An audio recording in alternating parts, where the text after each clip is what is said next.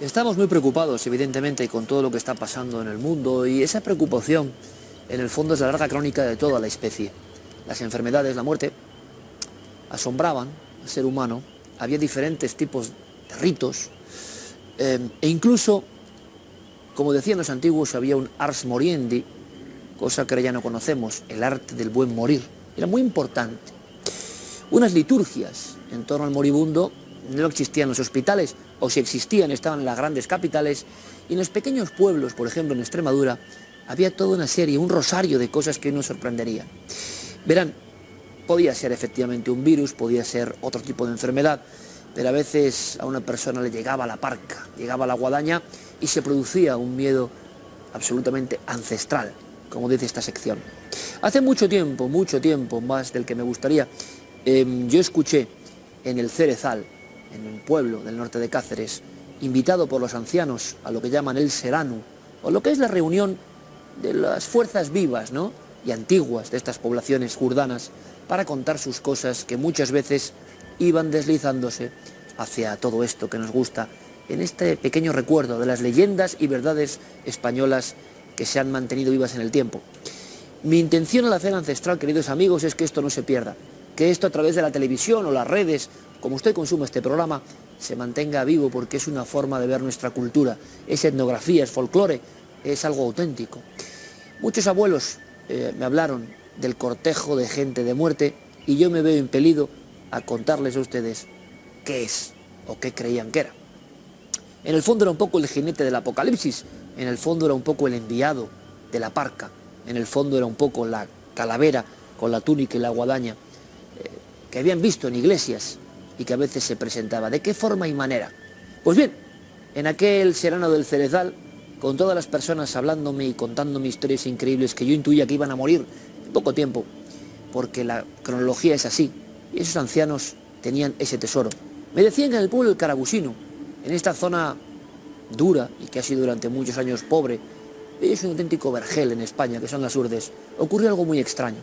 Uno de esos casos concretos, una persona, no da igual el nombre, que estaba moribunda en su cama, su viuda enlutada, pañuelo negro, los rezos, la sensación de que lo inevitable estaba por venir, y a veces como único vestigio, no de riqueza, pero sí de un gasto importante para bendecir la casa, ese Cristo moreno, casi negro, absolutamente cobrizo, que está ahí en la pared, y que de alguna forma su majestad invade todo el pequeño cuarto, casi el chamizo.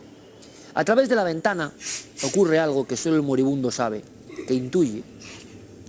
De pronto, el hombre que está a punto de pasar al otro lado, macilento, huesudo, la enfermedad lo está consumiendo, observa en el ventanuco, detrás de esa mujer plañidera, algo o alguien. Avanza muy lentamente y se va colocando justo en el ventanuco para mirarle, para que las miradas se entrecrucen. Sabe el moribundo que no es cualquier vecino, que no es otra persona, que ni siquiera es humano, aunque su aspecto lo parece. Se asemeja a una de esas personas que van en la procesión de los muertos o que van pidiendo indulgencia. Es casi una calavera humana, aunque tiene piel que la recubre, cierto es. Los ojos casi como globos salidos de las cuencas oculares, el pelo aplastado, la tez muy blanca, blanquísima, ese blancor del hueso. Se aproxima hasta casi tocar con la nariz en el cristal, y durante unos segundos que parecen eternos, el moribundo, sin que nadie más lo intuya, está observando a ese otro yo casi que viene a recogerle. Es el mensajero. Poco después veremos cómo la anciana, llorando, si cabe con más pena, despide en el camposanto junto al cura, solo los dos, así me contaron la historia, con ese Cristo que antes estuvo en la pared, ahora sobre ese regreso a la naturaleza, como único sepulcro. Lo que pasó, sin embargo, cambió un poco el guión de la historia, tantas veces contada en las Urdes. El sacerdote, párroco y la mujer salen del camposanto, y en ese momento ya detectan algo que viene desde la serranía. Viene como un viento que tiene un nombre, y es un nombre que es pura musicalidad de lo ancestral. ¿Saben cómo le llaman o cómo llamaban en las urdes? Casi nadie recuerda ya esto. El llorio.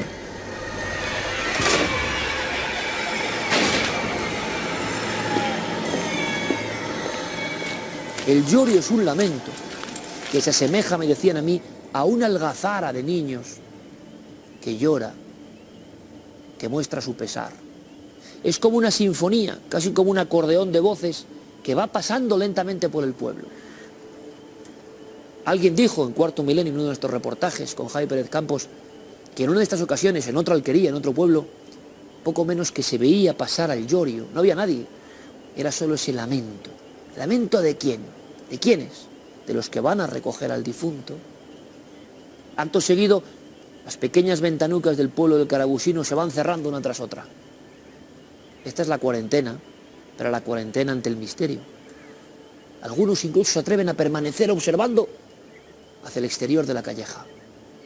Esa especie de sinfonía de niños que se lamentan, ese sonido difícilmente explicable y que en las urdes siempre me contaron como la algazara, con diferentes instrumentos sobrenaturales, va pasando a cierta altura. ¿Dónde se detiene? En la casa del difunto. Esa misma madrugada, por supuesto, la señora viuda y el sacerdote se han puesto a buen recaudo, pero el cura intuye que, no sé si lo maligno, desde luego lo preternatural está ahí rondando, y sale con un vecino, y los vemos a los dos. Y salen por la misma calleja donde minutos antes las voces han estado. Y entonces contemplan a un extraño jinete. Se atreven a preguntar, ¿quién va? ¿Quién va? No responden. Es lo más raro seguramente de la iconografía ancestral española. Ven a un jinete, que nosotros y ustedes identifican perfectamente como el mismo personaje que se acercaba casi como una niebla a la ventana. La cara macilenta, alargada, el cadáver casi con vida, revivido. Y va hierático en el caballo. Va con la espalda muy recta, como si fuera casi una tabla. No tiene expresión. ¿Quién es el intruso que ha llegado a las fronteras del pueblo en la noche, en esa noche señalada y triste? Y entonces ese jinete blanquecino, con una túnica larga, realmente sin que se movieran los labios me decían, de él sale una voz articulada que dice, gente de muerte. Sale el caballo, ese caballo fantasmagórico o no, pero que suena en sus cascos, sale por delante de ellos, el sacerdote y el amigo, compañero, en la aventura nocturna se quedan aterrorizados y entonces ven como junto a la espalda, como si esto fuese el sello templario, va algo parecido al difunto, al moribundo. Ese moribundo que no sabe a dónde se lleva su cuerpo, su alma, como si fuera un caronte, que es lo mismo, el mito o todos los mitos que ha habido en las culturas antiguas del barquero de la muerte o el que te lleva al otro lado.